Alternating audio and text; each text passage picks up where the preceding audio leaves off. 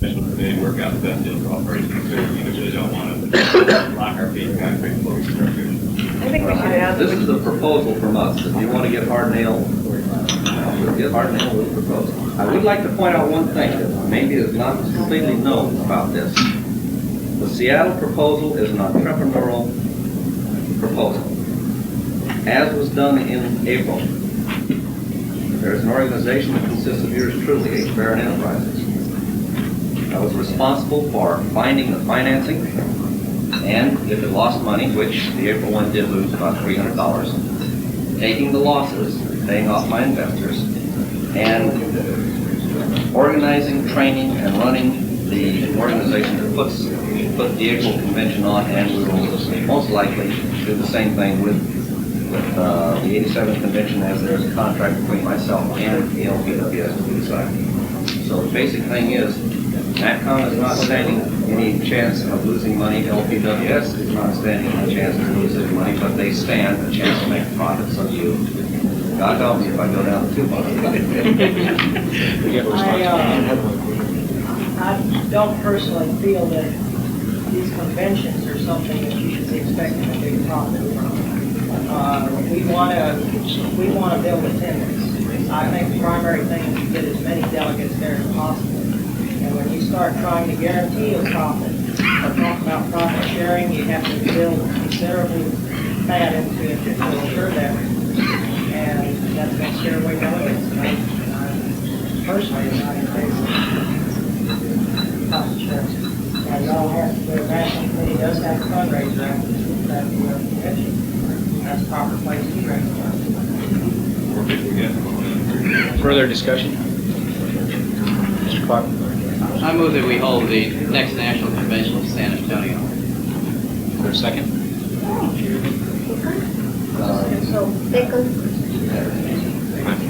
What you're sort of calling the question here by doing that, I guess, is that we're asking. Yes, ma'am. If we do it that way, is that the way we normally vote on these things? I don't think we make a motion. I think we just simply say how many for Seattle, and people raise their hand, and we say how many for San Antonio. I don't think there's any motion in order.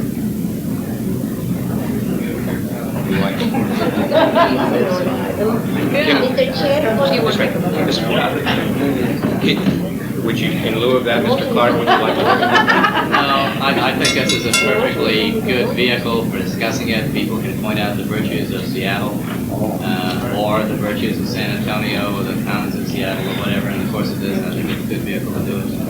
You do have a second, then, Mrs. Clark. I just wanted to say that a motion is only for rule if there is a second.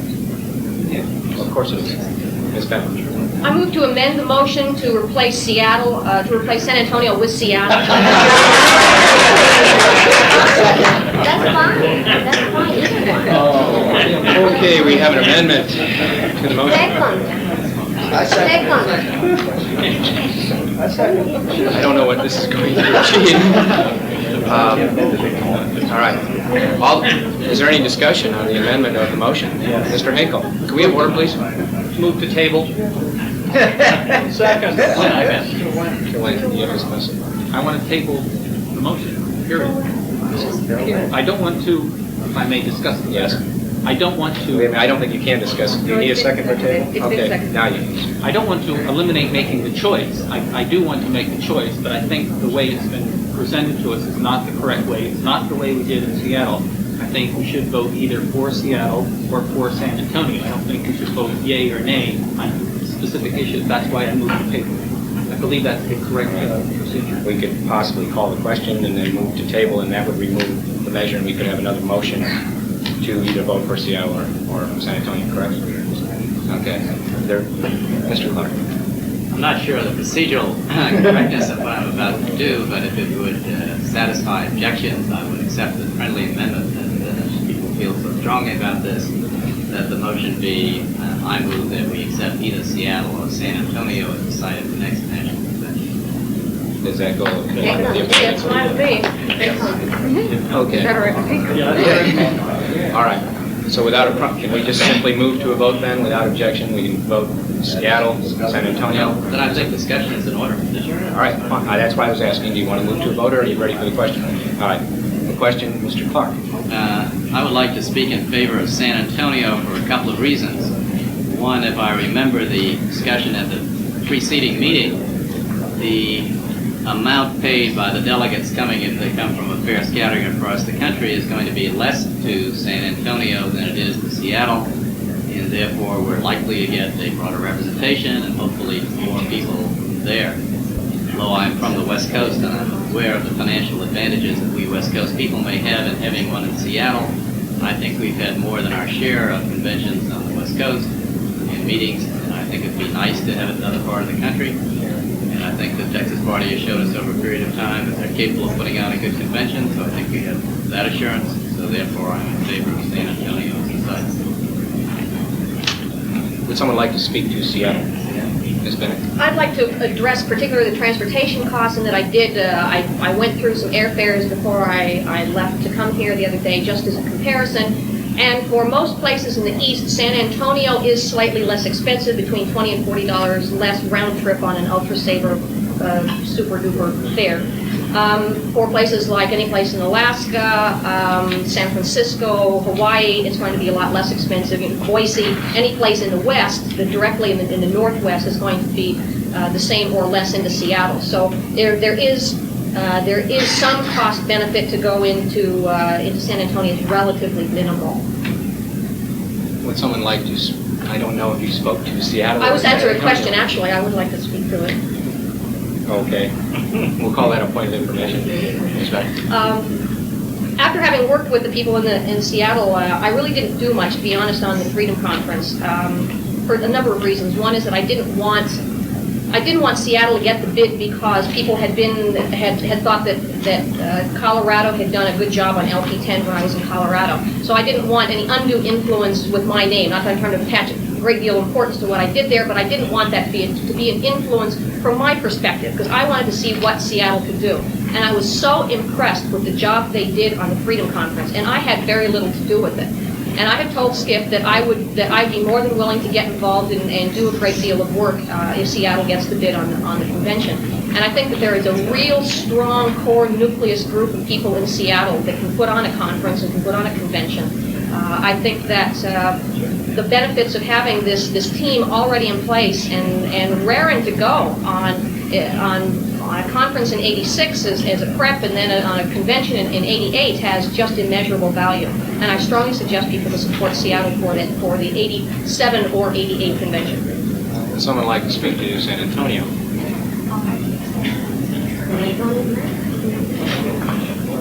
The question has been called without objection. Okay, there's objection, but the question's been called, so we have to move on whether or not the question's been. Don't oversell it, Skip. Okay. All those in favor of closing the question, please signify by saying aye. Aye. Those opposed, nay. The question is called. We'll move then to a vote on the main motion. Okay, but does it matter to anyone which city we vote on first? Just do both. Okay. Both at the same time. Okay. All those in favor of, we'll go alphabet. You want a roll call? All right.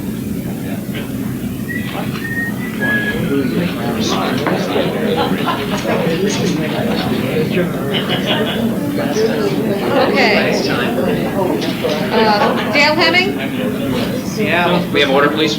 Matt A vote is Monroe? being taken. Can we have order, please? Thank you. Matt Monroe? Murray Rothbard? Jeff Steinberg, Steve Delicio, Bill Evers? Pass, call me at the end. Mark Hinkle? Stain. Dale Pratt? Huh? San Antonio. I've never been there. Skip Barron? Seattle. Della Scott? Yeah. Emil Franzi? Seattle. Hugh Butler? Seattle. Chad Colby? Abstain. Carl Wetzel? Seattle. Jerry Walsh? Texas. Jim Rustad? Seattle. Norma Scoot? Jim Agnew? Gary Johnson? Barb Carcass? Seattle. Paul Kuhnberger? Seattle. Siggy Kress? Seattle. Lee Weber, Seattle. Dave Somm, Jerry Nyron. You want to vote? Can I vote? I'm getting to you. I'm abstaining. Dave Walter, Alicia Clark, San Antonio. Ruth Bennett, Seattle. Ed Clark, San Antonio. Steve Fielder, Same as the Yeah. Clarks. What is this? and Bill Evers. Yeah.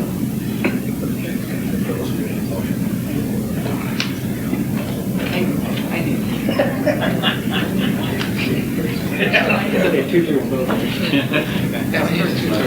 Did we get back to anyone?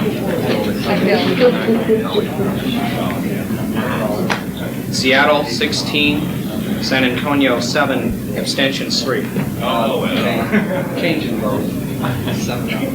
Just for Yeah.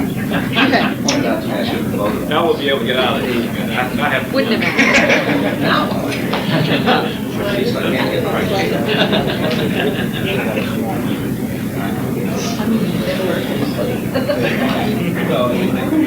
Move then to the report of the treasurer. May I have order, please, for the report of the treasurer? Thank you. You should have gotten 3 financial reports.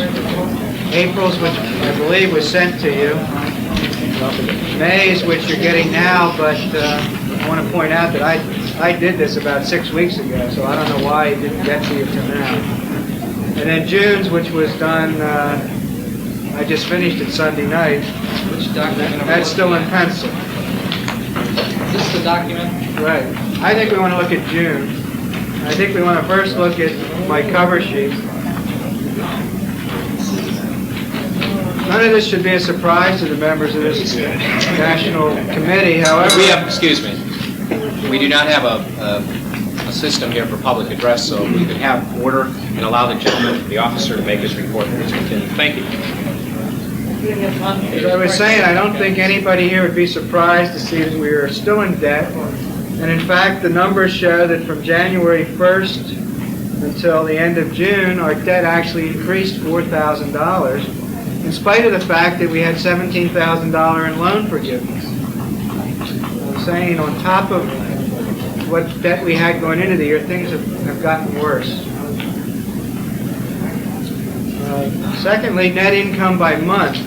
July's is an estimate there. And you can see our income has failed to go higher than $35,000 a month, except for April, which had $11,500 in loan forgiveness. If you take that out, we raised about $31,000 that month. In fact, since the Seattle meeting and since April, the income has dropped steadily. And as you recall, at Seattle, we revised the budget, we revised target projections, and it was stated that if income fell below $35,000 a month, the chairman and the other officers would have to take further action to cut the expenses. And when that became apparent in May and June, that income had fallen well below $35,000, Randy took such action with appropriate consultations. Perry Willis called me several times. I talked to Honey about different things that we could reduce. We made some other personnel cuts and what have you. If you look on page 2 of 4 of the actual income statement, you'll see that we're still running 9% below the adjusted budget. And if you look on page 4, you'll see that we're running 3%. Our expenses, in spite of these drastic cuts, are still 3% higher than our adjusted budget. The bottom line is that the party at the end of June was $80,000 in debt. We added $6,800 plus probably some vendor debt in July. I really don't know until we get into the numbers. In Perry's report, there's an indication that maybe we paid off some of the vendor debt in July. In any case, it appears that we remain $80,000 in debt at this point. If you look down the income on page 2, you'll see the only place where we've hit our targets are in membership dues and in the mailing list. All the other major areas, such as telephone contribution and direct mail, haven't even come close to the not only the first budget, but the adjusted budget. And it's clear that our expenses have not fallen to the extent possible. Now, this doesn't project the current level of expenses, and I think if we project the current level of spending, you'll see the debt go down by year end. But I'm really not prepared to project what the year end debt will be. First of all, we don't know how the mailing is going to do. We don't know how the fundraising is going to go at the banquet on Saturday night.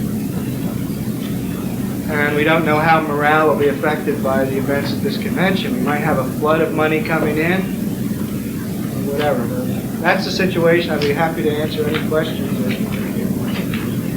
or smoke. Mr. Evers? Mr. Walter, could you tell us a little more about what you see as the current level of expense in the office? And how much there It's about $10,000 a month instead of 26. A little bit less than 10,000 a month. I'm going to cover that in my report. Any other questions? Mr. Clark? To what do you attribute the steadily decline in revenues from April on? What's the cause of that? Obviously, lack of fundraising. I Maybe not lack of effort, but lack of fundraising. if I could provide an answer to that, I think summer is notoriously the worst time for phone fundraising. People aren't at home. A bad time for phone fundraising, and that provides the backbone of our funds. And I think that's the primary reason for it. Is this the appropriate time to go into that issue, or should we defer that until perhaps until the finance development? Yeah, perhaps we should, in as much as there's a finance report, there's the HQ report that all deal with this particular subject. Mr. Hemming, did you have a question?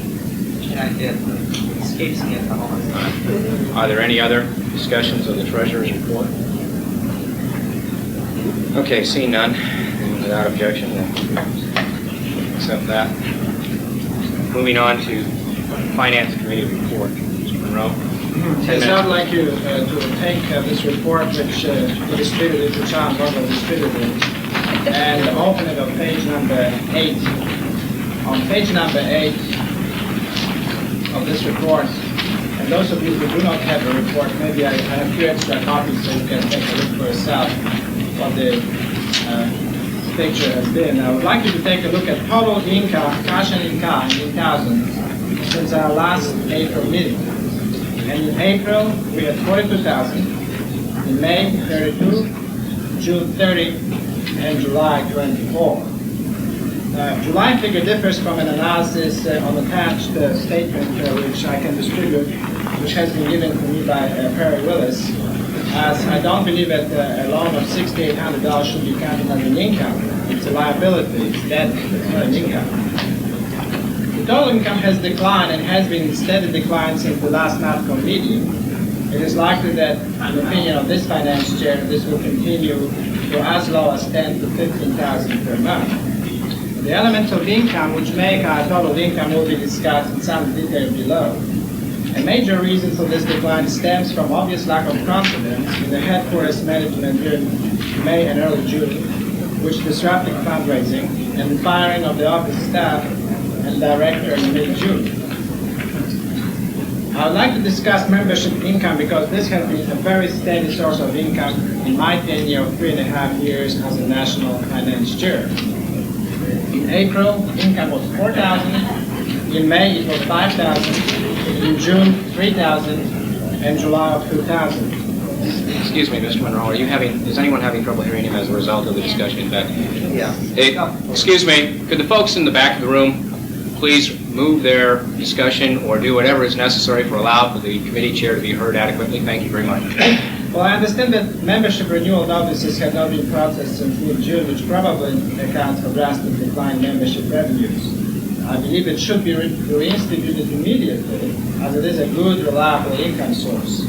I also have heard from Mark Hinkle to change the membership procedure to an annual basis. And I'm not familiar with the details, but in my opinion, this should be approached with great caution. I do not think that the mechanics of our membership renewal are at fault, simply not following through it are. Membership dues are fairly simple and well understood. Paragraph G, telephone contributions 2000. April 15,000, May 14,000, July 9,000. July telephone fundraising results are the lowest in the party's recent history. We have started this form of fundraising about 3.5 years ago on a trial basis, first in Texas, later on it was adopted by the National Party, and later on it was adopted by the Bergman for President campaign. It always has been rather high. I understand that Mr. Verhagen changed the telephone fundraising pitch in late June or July. This does not appear to be successful, and the finance chair had nothing to do with that. This income, in my opinion, will continue to drop. Direct mail. Some income continued to come from early 85 mailings of the LP News inserts. There are two major direct mailings were finished by the outgoing director and members of the Finance Committee. Number one, it was Torch Club mailing. This effort was developed by the Finance Committee with the aid of Honey London and fundraising consultant Alan Dalton.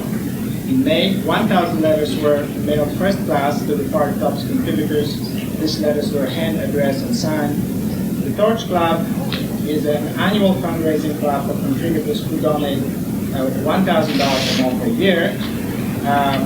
Certain expensive premiums are awarded, and they're going for the luncheon, which was arranged by Sharon Harris. This mailing cost $600, brought about $7,000 in cash. We have 30 people are members, some of them who previously qualified by a pledge program or for donations in kind or loan forgiveness.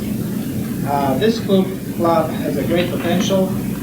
Mike Holmes prepared an article and an ad in LP News for this. It should be published in the future. Platform questionnaire sent to LP members. All National Party members, about 6,800, were sent platform questionnaire mailing. The purpose was twofold. Number one was to solicit comments about the current LP platform, and the second one to fundraise. At the cost of about $2,400, we have returned $5,300, which is better than 2-to-1 return, and proceeds are still coming in. Credit should go to Hanilana Milano Goldberg to continue this project and send it out in late June after being fired. And they continued to work on the project after being fired. They were fired first, they continued to work, and this is still bringing in some money. In the monthly analysis, this two mailing brought close to $15,000 of income in June and July. So if you subtract this $15,000 from figures which I gave you, June and July figures are the worst in recent memory. Mailing list rental, paragraph J. In April, income $2,400. In May, $2,000. In June, 0. In July, $600. The last one, 600, was arranged by Ms. Lana and included one paid in July, which means the credit should go to her. K, other contributions in kind. In April, 11,000, May 5, June 1,400, and July 0. This is mostly loan forgiveness and related and stems from personal effort by National Director. This trend is readily apparent. LP News advertising. April 750, May 1,300, June 0, July 0. Since LP News has been halted, this will not produce revenue for some time. Sales of materials on the next page. April 1,000, May 960, June 500, July 400. This large decline in materials orders is also an index of service to LP members. Now, as far as I am concerned, the Libertarian Party headquarters in Houston stopped giving service to its members as of mid-June. This results from suspension of LP News, in which materials ads are carried in most items ordered. Also, firing staff has left this function unattended with consequent decline in revenue. In conclusion, there has been a broad-based decline in nearly all income categories since the April NAFCO meeting, particularly severe decline in June and July.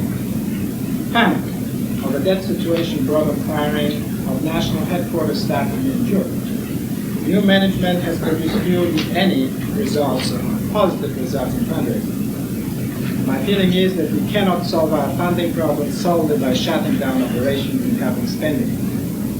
current trend under existing managements are very bad and probably will continue and worsen unless action is taken. All areas need attention and action from national director and staff. The only hope for the new management seems to be from Bergland fundraising letter, but proceeds have already been earmarked for loan repayment and more fundraising letters, which will not help overall situation. Conclusions and recommendations. My experience in the past 3.5 years cannot be used in words, but within the last 4 months I have seen the worst decline since I have joined this organization. While Bergland campaign made many positive contributions to the party, now it is time to frankly examine mistakes by the management of the effort and ultimate consequences on the financial situation of the Libertarian Party. As I stated earlier in the report, and for the sake of time, I'm not going to read all of my previous dissertation on why we have $100,000 of debt, or we had $100,000 of debt, and almost all of this debt was incurred as a result of expense to Bergland Ballot Drive. The problem was not only that we have incurred debt from Bergland campaign, the problem was also there was no addition whatever to our contributors base as a result of this campaign. In contrast, Clark campaign quadrupled our contributors list. From talking to Mr. Willis, by his own admission, we have added 200 new names to after Bergland campaign, to a total of 26,000. I believe that we should have a commission of inquiry to look into this campaign, especially for the management. I have highest regard for both Mr. Lewis and Mr. Ericsson's personal performance in terms of delivering message to the public and talking about our principles. On the other hand, this cannot be measured easily. On the other hand, income, debt, in addition to our contributors can, and they have nothing to do. Mr. Monroe, not to cut you short of what you would like to say, however, we are at time and we did vote for 10 minutes, and I suspect I know what you're raising your hand about. Mr. Clark. I'd like to move that the National Committee direct the chair of the party to request the Bergland Committee to make a gift to the National Committee in the amount of the Bergland Committee's available funds. Right, I would like to mention this because I believe that's where the major... Second. Can you write that down? I can write it down, but for purposes of discussing it here, it is a motion that the National Committee direct the chair of the party to ask the Bergland for President Committee to give as a gift to the Libertarian Party any available funds, net funds that they have. I would like to Seconded, I ask believe. for extension, you know. Well, we have a motion on the floor. Is there any discussion of that motion? Point of order, Mr. Chairman. Mr. Franzi? Point of information, how much time do we have left? We're out of time on the particular report. Mr. Chairman, I would like to move that we extend this item by at least 5 minutes. Second. I'm sorry, say again? Extension, 5 minutes. On Mr. Monroe's report? On Mr. Monroe's report, Mr. Clark's motion. And I second it. Okay, without objection, we'll stand for 5 minutes. Is there objection? Yeah, Mr. Clark? I'd like to speak to my motion, if I may. We're moving to extend time. Oh, I'm Yeah, sorry. We'll be more than happy to allow you There was to. no objection. I thought that Yeah, there weren't any objections, so we're going to extend 5 minutes on his report. Can we allow him to extend for 5 minutes and then come to your, do you have an objection? The chair? Just, please, I'm asking Mr. Clark if he has an objection with that sort of move.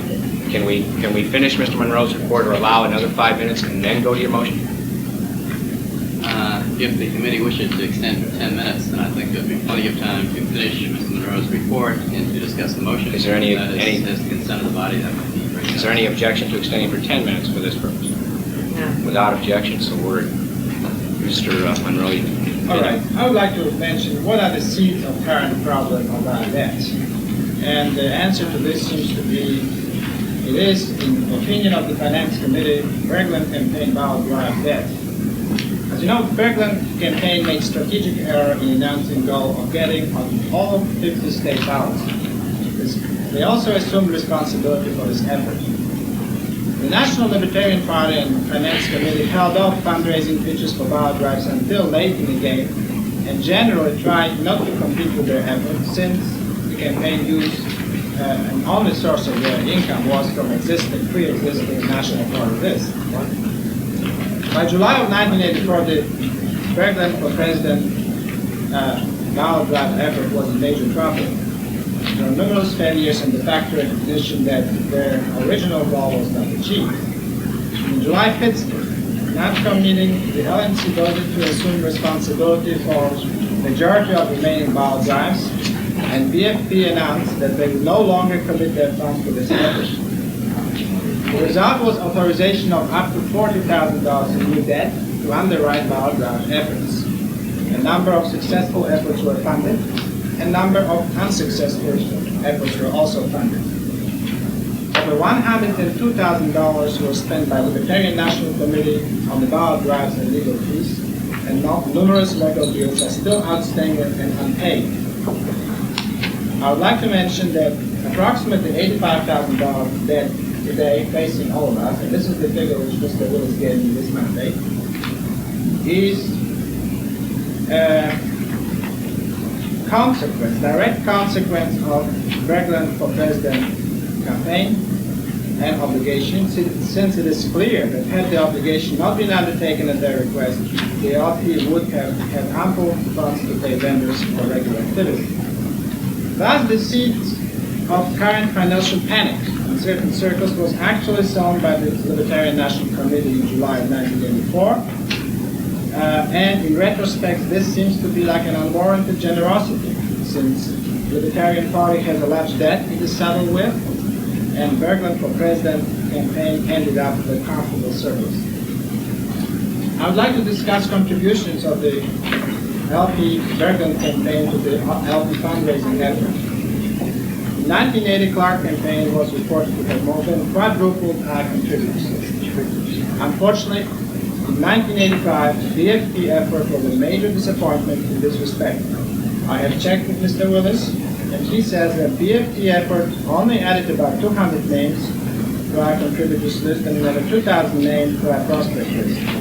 Given a total name of 65,000 and about 26,000 past and former contributors, the results are negligible and may actually represent a decline, given the normal decay of the funding base and mailing list of the company. I would like to mention also that the only major source of Bergland for President fundraising was obtaining by using the LP list of contributors, which has been maintained at considerable expense at the national office, with constant address updates, contribution records, etc. The overall effect of 1984 BFP effort in strict financial terms has been largely negative, saddling us with over 40,000 direct and about 60,000 of indirect ballot drive debt, and milking our contributors base without significantly adding to it by expanding our contributors base. And I would like to mention that I have highest respect for David Bergland and Jim Lewis, who perform heroic and tremendous positive services to the LP in terms of representing our views and gaining newspaper publicity, but on the other hand, financial management and management of this campaign suffers in comparison.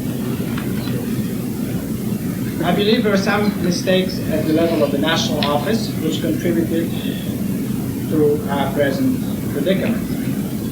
However, most of the mistakes stem from the BFP effort, trying to assist the BFP effort. There were some mistakes at the national LP headquarters level, and I would like to mention just a few.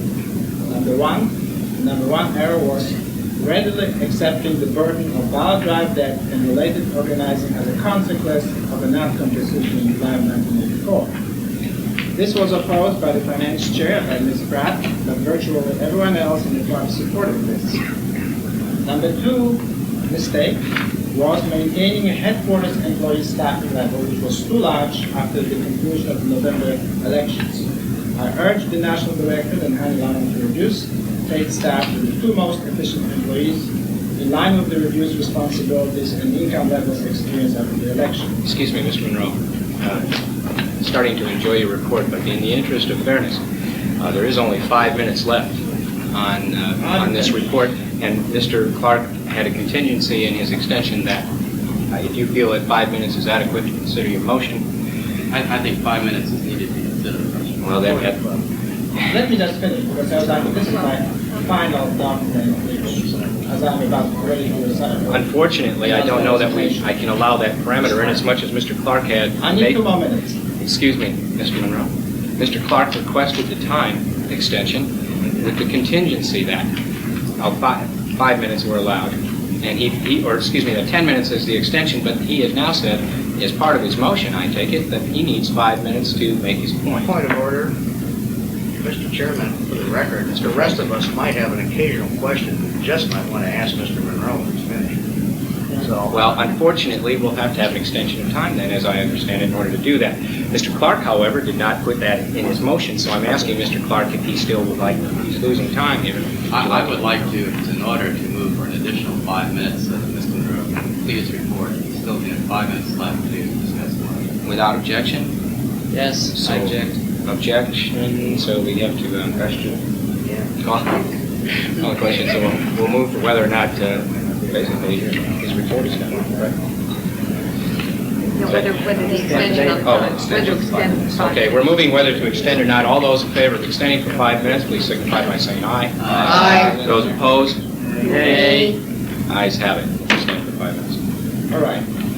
And there are also certain problems with employees who have emotional, personal developmental problems which require extra attention from the director. This extra burden added to a difficult managerial job.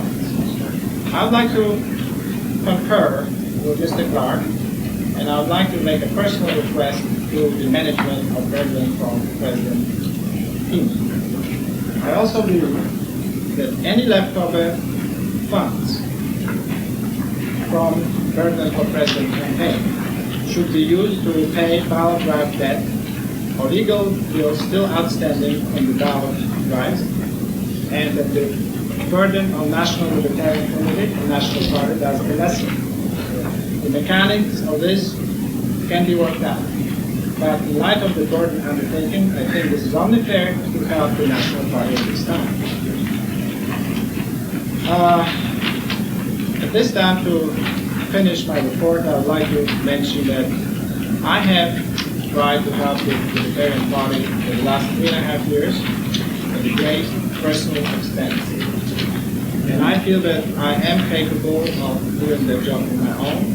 And I would like to say that people who have helped me, and quite a few of those in this room, deserve all the credit. They know who they are. And while I had previously offered my resignation to Mr. Verhagen in a telephone conversation and he declined to accept it, I will now resign effective at the close of this meeting, so the issue of a new finance chair can be addressed by candidates and delegates free of existing splits. I would like to thank everyone who has assisted me and contributed to the past successes of the National Libertarian Party. Thank you.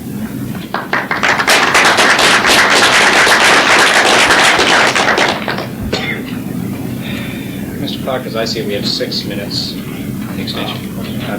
Go ahead. I'd like to speak to my motion, if I could, Mr. Chairman. Could we have that restated, Secretary? Yeah, I think the Secretary has, we're in. Mr. Clark moved that the National Committee direct the chair of the party to direct the Berglund for president. No, to ask the Okay. To ask the BFP to make a gift to the LP of all of its net funds. We do have a second, I believe, from before, so if you'd like to speak to your motion. I think this is a relatively, perhaps absolutely non-controversial motion. The Libertarian Party is the continuing organization of the Libertarian political movement. The Libertarian Party advanced, paid $40,000 and was substantially in debt to aid the Berglund for President campaign. It, of course, offered lots of services and free services to the Berglund campaign, including the mailing list, which is the principal source of revenues to the Berglund campaign. I think there is a definite need in the Libertarian Party to retire part of our debt and to get back to a more active program. I think everybody supports that. And I think that the Berglund campaign has available funds. I think it's the best use of those funds. And I I think that everybody here who is on the national committee, who is in some sense responsible for this debt, should urge the Berglund President Committee to make this gift. They will, of course, decide whether they want to do it. We cannot direct them, but I think that we really ought to ask them to do it, and ask them to examine their priorities and their conscience as to whether this is the best use of their funds. Point of information? Point of information. Yes. So voting yes for this motion, it means that the chair will ask. Yes. That's all it means. That's all it means, it's a request. Point of information, Mr. Evers. someone may correct me if I am mistaken. My understanding is that any outstanding funds of the Berglund for President campaign are committed to and earmarked for, if not currently residing in, an account of the Libertarian parties for ballot access right now. So what it seems such a letter would request is an internal change of bank accounts within the Libertarian Party. Mr. Walsh, I believe you had a question. Yeah, well, first off, is that correct? To the best of my knowledge, that's correct. Okay, anyway, I'm no longer working on this. No, my comment was more along the lines of, while I have no qualms about the motion per se, I'm not too fond of the way this is being proposed. I would have thought that the best thing to do would be to pull somebody aside and make have a little discussion beforehand, as opposed to drop. I see this as somewhat dropping a bombshell on the people in the Berglund for President Committee. It's a bit of a bombshell to me. Not that I have, I think it's appropriate, but I think it might have been a bit more better if, in the future, this type of situation comes up, that we ask the people ahead of time and don't propose it as a formal motion for us to vote on and then bring to them. And I'm finished with my comment.